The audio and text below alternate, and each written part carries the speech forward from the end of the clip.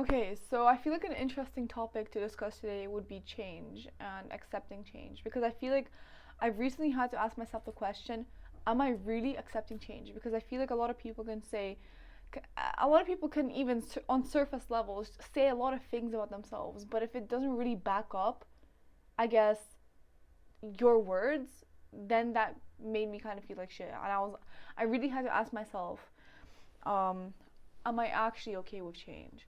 Because when I started growing, when I started developing, I built this environment for myself which would be easiest for me to succeed in, depending on what I wanted to do. For example, studying my nutrition, my health, it'd be easier if I wasn't tempted by my friends. It was easier if I saw I had to say no a lot of the times, and it was really hard, but it was easier for me to just not put junk food in my house. But then I had to ask myself the question that when I like it was like a habitual thing. It was like a habitual life where I was doing the same things and I saw change. Like I saw myself growing and developing in one sense, in one aspect, but I realized this is not how life was for me. I don't want to be doing the same thing every single day.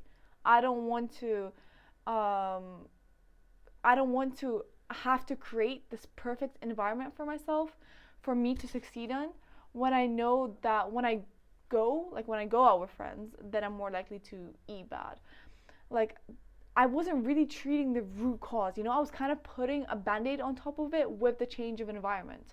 So I had to ask myself, am I really changing or is it or am I just changing my environment? So don't get me wrong. I know a lot of people, I think especially here living in the Netherlands, they like the everyday life of doing the same thing. But for me, that's not what I like. Like for me, I get bored of it, and okay, maybe that's another thing I have to work on. But I don't think it's inherently bad. That I want like a constant change of something, and I realized that this is not the life that I want to be living. And I was lacking fluidity, and I was lacking actual change in me where, for example, I'm gonna give you an example. I had like a thing in the past. Right now it's getting way better, but I had a thing in the past where if food was in front of me, I felt the need to just eat it. It's like my mind would turn off. So I made it easier for myself to get rid of that food, A, and B, not surround myself in tempting social situations. But that's just a band aid. Like, it's not actually solving the inherent issue where I couldn't control myself around food. So I think my previous video, like on gratification, kind of talks about that. Like, I talk a little more about it. But the point is that another thing I mentioned was the first step to change is awareness. And I was really thinking about this recently, where a lot of people are aware. A lot of people who have addictions are aware of exactly what they're doing, exactly the situations of the exact situation and the damages of what a smoking addiction could do to their lungs. They're aware of it. That does not mean they're going to change. So I'm going to kind of state it here where my opinion on this has changed, where awareness is not enough in order to change your behaviors. Maybe your mind where okay, maybe in the mind, because you're aware of what's going on, you're going to be a little more careful, but in reality that's not how it goes, and that's not what ends up happening. Like my mom has a smoking addiction, and she signed up for courses in the past where they tell you what's going on and they try to treat the smoking addiction, but and in that environment, like it was like a boot camp. In that environment, she stopped smoking for a week. And then she went back to her environment, her stressful life, and then picked up those habits straight away.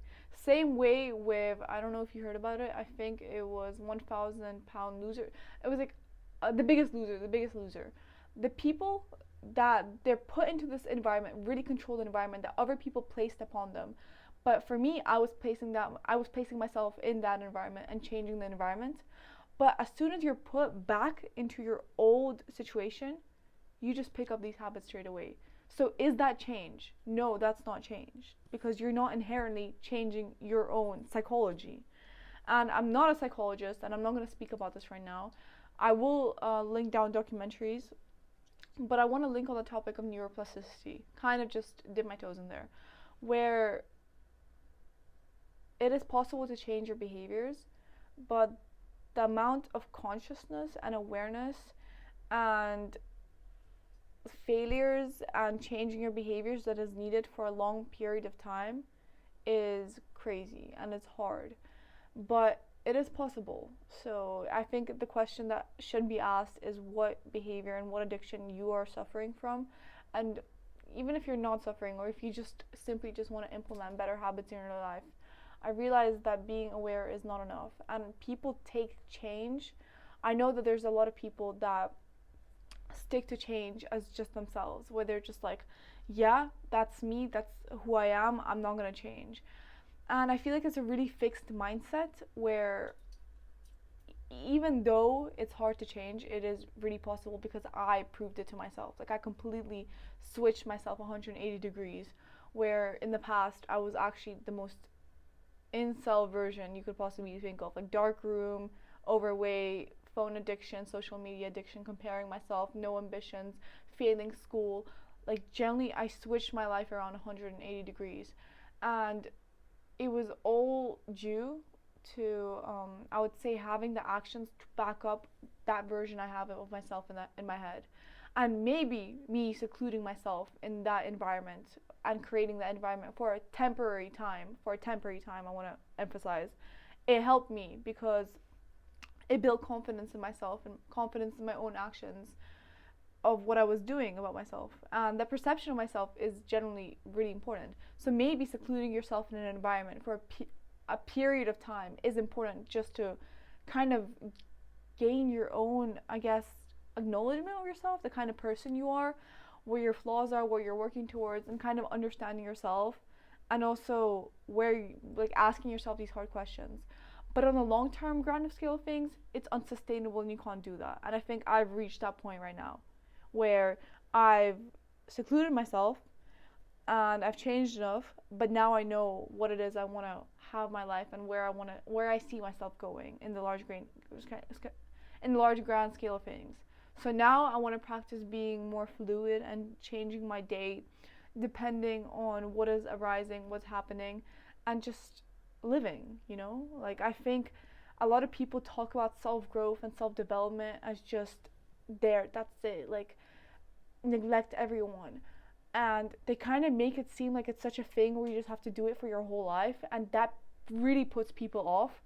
But in my opinion, what I found the best was doing it, yeah, it was doing it for a period of time and then learning how to implement it on your daily life, because what you gain from secluding yourself is that confidence in yourself. And then when you go out in the real world, you kind of just subconsciously start implementing it, if that makes sense. So yeah, I feel like this is a really interesting topic that I can definitely do a longer video about if you're interested, and especially about my own change and how like I could really do, like if you guys want, I could do like a 1 hour, like a really long video about my change and what I did and how I switched my mind completely. I was actually a goldfish before, I'm serious. Generally a goldfish. But anyway, I'm gonna keep this short, and if you guys want a longer video about this, please comment down below.